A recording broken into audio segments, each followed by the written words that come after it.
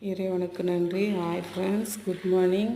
இது வந்து மூலிகை டீ. சுக்கு, மிளகு, திப்பிலி, ஓமம், தனியா, வெந்தயம், கருஞ்சீரகம், இந்துப்பு, பெருங்காயம்னு 11 மூலிகையை இரும்பு கடாயில் தனித்தனியாக வறுத்து அதை மிஷினில் போய் அரைச்சின்னு வந்து வெயிலில் 3 நாள் வச்சு எடுத்து இதை டீ போட்டு நாட்டு சக்கரை போட்டு குடிச்சுன்னு இருக்கோம் ஃப்ரெண்ட்ஸ். இது ரொம்ப ரொம்ப உடம்புக்கு நல்லது, ஆரோக்கியம்.